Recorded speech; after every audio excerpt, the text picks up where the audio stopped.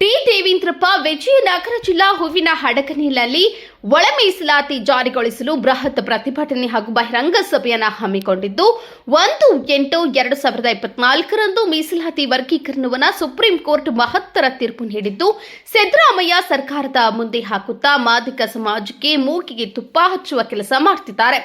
30/11/2024 ಹೂವಿನ ಹಡಗಲಿಯಲ್ಲಿ ಬೃಹತ್ ಪ್ರತಿಭಟನೆ ನಡೆಯುವ ಬಗ್ಗೆ ಅಧ್ಯಕ್ಷರು ಕೆ ಹುಚ್ಚಂಗೇಪ ಹಾಗೂ ದಲಿತ ಮುಖಂಡರು ವಕೀಲರಾದ ಎಚ್ ಪೂಜಪ್ಪ ಮೀಸಲಾತಿ ಅನುಷ್ಠಾನ ಮಾಡದಿದ್ದರೆ ಮುಂದೆ ಉಗ್ರವಾದ ಹೋರಾಟ ಮಾಡಬೇಕಾಗುತ್ತದೆ ಎಂದು ಈ ಮೂಲಕ ಪತ್ರಿಕಾಗೋಷ್ಠಿ ನಡೆಸಿದರು. ತಾಲೂಕಿನ ಎಲ್ಲ ಗ್ರಾಮಗಳ ಮಾದಿಗ ಸಮಾಜದ ಮುಖಂಡರನ್ನ ಭೇಟಿ ಮಾಡಿ ಪ್ರತಿಭಟನೆಗೆ ಕರೆ ಕೊಡಲಾಯಿತು.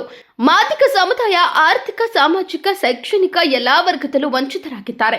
ಅದಕ್ಕಾಗಿ ಹೂವಿನ ಹಡಗಲಿ ಒಳ ಮೀಸಲಾತಿ ಹೋರಾಟ ಸಮಿತಿಯ ಸರ್ವ ಸದಸ್ಯರು ಹಾಗೂ ಚಿತ್ರದುರ್ಗ ಶ್ರೀ ಮಾದರ ಚೆನ್ನಯ್ಯ ಮತ್ತು ಶ್ರೀ ಶ್ರೀ ಷಡಕ್ಷರ ಮುನಿಸ್ವಾಮಿಗಳ ನೇತೃತ್ವದಲ್ಲಿ ಹೂವಿನ ಹಡಗಲಿ ಪಟ್ಟಣದ ಶ್ರೀ ಮೈಲಾರಲಿಂಗೇಶ್ವರ ದೇವಸ್ಥಾನದಿಂದ ಪ್ರತಿಭಟನೆ ಪ್ರಾರಂಭವಾಗಿ ಮುಖ್ಯ ಬೀದಿಯ ಮುಖಾಂತರ ಅಂಬೇಡ್ಕರ್ ಸರ್ಕಲ್ವರೆಗೆ ಮುಕ್ತಾಯವಾಗುತ್ತದೆ. ಅಲ್ಲಿ ಬಹಿರಂಗ ಸಭೆ ನಡೆಸಿ ಸ್ವಾಮೀಜಿಗಳು ಹಾಗೂ ತಾಲೂಕು ಒಳ ಮೀಸಲಾತಿ ಹೋರಾಟ ಸಮಿತಿಯ ನೇತೃತ್ವದಲ್ಲಿ ಸರ್ಕಾರಕ್ಕೆ ಒಳ ಮೀಸಲಾತಿ ಜಾರಿಗೊಳಿಸುವಂತೆ ತಹಸೀಲ್ದಾರ್ ಅವರಿಗೆ ಮನವಿ ಸಲ್ಲಿಸಲಾಗುತ್ತದೆ.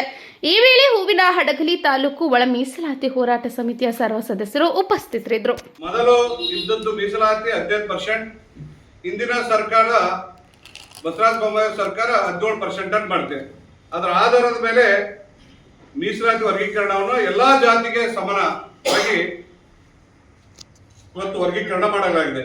ಪರಿಶಿಷ್ಟ ಜಾತಿಗಳಲ್ಲಿ ಬರ್ತಕ್ಕಂಥ ಜನಸಂಖ್ಯೆ 1,74,74,992 ಪರಿಶಿಷ್ಟ ಜಾತಿಯಲ್ಲಿ ಕನಿಷ್ಠ 6,00,000ಕ್ಕೆ 1% ಹೋರಾಟ ಸಮಿತಿ ವತಿಯಿಂದ ತಾಲೂಕಾ ಪತ್ರಕರ್ತರ ಎಲ್ಲ ಮಾಧ್ಯಮದ ಅವರಿಗೆ ವಂದಿಸುತ್ತಾ, ಅದೇ ರೀತಿಯಾಗಿ ನಮ್ಮ ತಾಲೂಕಾ ಮಾದಿಗ ಸಮಾಜದ ಎಲ್ಲ ಹೋರಾಟಗಾರ ಆಗಲೇ ನಮ್ಮ ಸ್ನೇಹಿತರು ಅದ್ರ ಬಗ್ಗೆ ವಿವರವಾಗಿ ಹೇಳಿದ್ದಾರೆ. ನಮ್ದು ಏನಂದ್ರೆ ಬೇಡಿಕೆ ಇಡೀ ಸುಮಾರು 1997ರಿಂದ ಇಲ್ಲಿಗೆ 30 ವರ್ಷಗಳ ಕಾಲ ಕರ್ನಾಟಕದ ರಾಜ್ಯದಾದ್ಯಂತ ಮಾದಿಗರು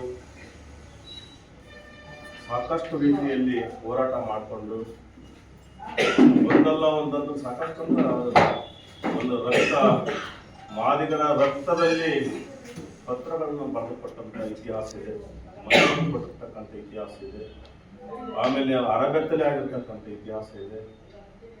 ಹೀಗೆ ಸಾಕಷ್ಟು ಎಲ್ಲ ನಾವು ಹೋರಾಟ ಮಾಡ್ಕೊಂಡು ಬಂದದ್ದು ಸಹ ಅದು ಸದಾಶಿವ ಆಯೋಗ ಅಂತಕ್ಕಂಥ ಬರೀ ವರದಿ ನೇಮಕ ಮಾಡೋಕ್ಕೋಸ್ಕರ 97ರಿಂದ 2009ಕ್ಕೆ ನೇಮಕಾತಿ ಮಾಡಿದೆ ಈ ರಾಜ್ಯ ಸರ್ಕಾರ.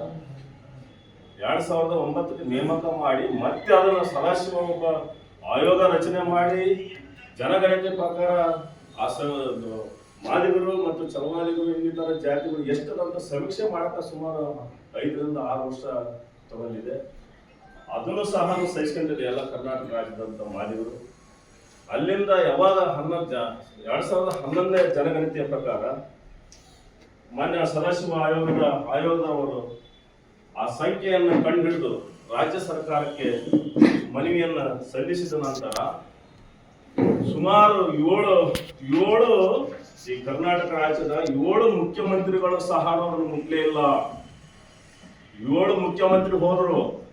2011ರಿಂದ ವರದಿ ಕೊಟ್ಟ ನಂತರ ಅಲ್ಲಿವರೆಗೆ ಅದು ನನ್ನೆಲ್ಲಿ ಕಡಿತತ್ತ ನಿನ್ನೆಲ್ಲೇ ಕಡಿತತ್ತ ಅಂತ ಉದ್ದೇಶ ಇಟ್ಕೊಂಡು ಆ ವರದಿಯನ್ನ ಕೇಂದ್ರಕ್ಕೆ ಕಳಿಸ್ಲೇ ಇಲ್ಲ. ಮತ್ತೆ ಏನು ಅಂತಕ್ಕಂಥ ಮತ್ತೆ ನಮ್ಮ ಹೋರಾಟ ಇಲ್ಲಿಂದ ಪ್ರಾರಂಭ ಆದವು. ಸಾಕಷ್ಟು ನಮ್ಮ ಕರ್ನಾಟಕ ರಾಜ್ಯದ ಮಾದಿಗರು ಜೀವ ಕಳ್ಕೊಂಡ್ರು, ಸಾಕಾರು ಅರಗತ್ಲೆ ಮೆರವಣಿಗೆ ಆದರು, ಸ್ಪಂದ ಮೆರವಣಿಗೆ ಸಾಕಷ್ಟು ಈ ಹೋರಾಟದ ಮೂಲಕ ಮಾನ್ಯ ಬಿಜೆಪಿ ಸರ್ಕಾರ ಇರ್ತಕ್ಕಂಥ ನಮ್ಮ ಬಸವರಾಜ ಬೊಮ್ಮಾಯಿನವರು 2023ರಲ್ಲಿ ಅವರು ಬಹಳ ದಿಟ್ಟತನದಿಂದ ಈ ಸಮಾಜಕ್ಕೆ ಏನಾದ್ರು ಆಗೇ ಇರಬೇಕು, ಇದು ಹಿಂದೂತಕ್ಕಂಥ ನಿಜ ಇದೆ, ಅನ್ಯಾಯ ಆಗಿದೆ ಅಂತಕ್ಕಂಥದ್ದನ್ನು ಅವರ ದಿಟ್ಟತನದಿಂದ ಸಚಿವ ಸಂಪುಟದಲ್ಲಿ ಅದನ್ನ ಅನುಮೋದನೆ ಮಾಡಿ ಜೊತೆಗೆ 2% ಮತ್ತೆ +2% ಮಾಡಿ 15 ಇದ್ದದ್ದನ್ನ 17% ಮಾಡಿ ಯಾರಿಗೆ ಅನ್ಯಾಯ ಆಗಬಾರ್ದು. ಕೆಲವು ಸಮುದಾಯಗಳು ಹೇಳ್ತಾವ್ರು ಇದರಲ್ಲಿ ಇರ್ತಕ್ಕಂಥ 101 ಜಾತಿಗಳು ಇರ್ತಕ್ಕಂಥದ್ದು ಎಲ್ಲ ಬಲೆಯ ಮಾದರಿಗೆ ಅಷ್ಟೇ ಕೊಡ್ತಾ ಇದ್ದಾರೆ ಮೀಸಲಾತಿನ, ನಮ್ಮನ್ನು ತೆಗೆದು ಹಾಕಿರ್ತಕ್ಕಂಥದ್ದು, ಇವನ್ನೆಲ್ಲ ಹೊಸದಾಗಿ ಉದ್ಭವ ಮಾಡಿರ್ತಕ್ಕಂಥವ್ರು ಈ ಸಮಾಜಕ್ಕೆ ತಪ್ಪು ಸಂದೇಶವನ್ನು ಕೊಡ್ತಕ್ಕಂಥ ಕೆಲಸವನ್ನು ಮಾಡ್ತಾ ಇದ್ರು. ಆದ್ರೆ ಆ ತರ ಮಾಡಲಿಲ್ಲ.